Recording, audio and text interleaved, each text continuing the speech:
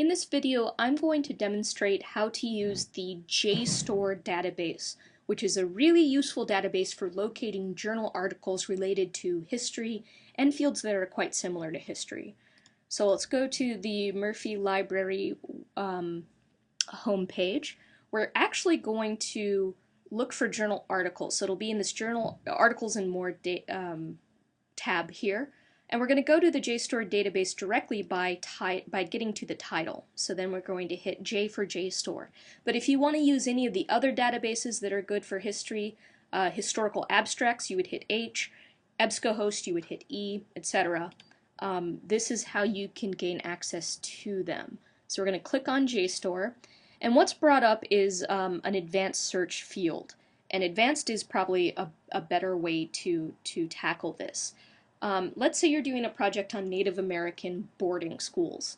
In order to cast our net as widely as possible, I suggest using phrases, both in this case, both Native American or American Indian. I'm using quotation marks because that keeps that phrase together, and so instead of searching everything that has the word Native, for instance, it'll only search for Native American together, or American Indian, and let's put in boarding schools. Next, you'll see a way to narrow the kind of results you're going to get. If you know you want a journal article, you would click on Journal Articles. The other one that can be quite important is if you want a book review, you would click on this. So just to see what a scholar has to say about a particular book in that scholar's field, you could get to that by review. Now, whenever you are researching history, it can be important to limit results by history. You're not interested in, say, the educational theory behind boarding schools. You're interested in it historically. And you'll notice that there are a lot of area disciplines and area specialties. So in this case, we're doing something involving American Indian studies. So I definitely recommend clicking on that. You see there's British studies, there's Asian studies, most geographies have some studies associated with them.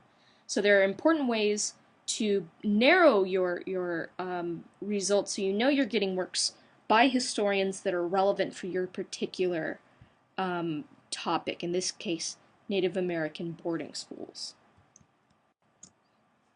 And here are the results. Right now they're sorted by relevance. So if it has all of those phrases in it, it'll be first. You can also sort by the newest scholarship to the oldest if that's important for you. And you can just look at a couple of these and see if any of them will help in your particular research project here. So let's say you're specifically interested in kind of a gendered history of Native American boarding schools. This could be good. If you click on Article PDF, the full text of the article will come up once you accept JSTOR's terms.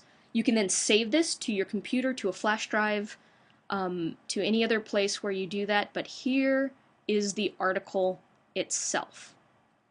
And you can just read it and explore the citations within it to perhaps get even more important information. All of the citation information, by the way, is right here, including the title of the journal itself, Journal of World History, volume number, number itself, what year was published, the page numbers, all that information is here. This is what you would use in citation. And whenever you are referring to a specific page, it's always the page of the original journal itself. So this is not page, say, 2 of the PDF. This is page 219. Some people will have printed out versions of this, and if they are looking for a quotation that you cite on page 1, and they have this in front of them, they will not get to the proper place. They'll be on page 219. So you use that original pagination.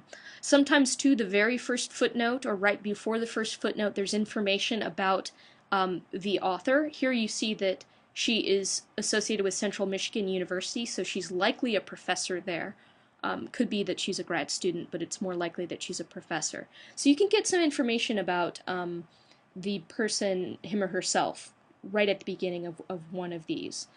Sometimes, too, at the very end of the piece, there'll be a little bit of information about the author. So you could go all the way down there to get that information. So that's one of the ways you can gain access to journal articles. Remember to limit your search by history. That can be incredibly helpful because most topics could be looked at in terms of, say, medical treatments or something. If you're doing something related to history of disease, that won't help you necessarily to do your research project. So make sure you're limiting yourself in a way that gets you the most helpful, effective information you can find.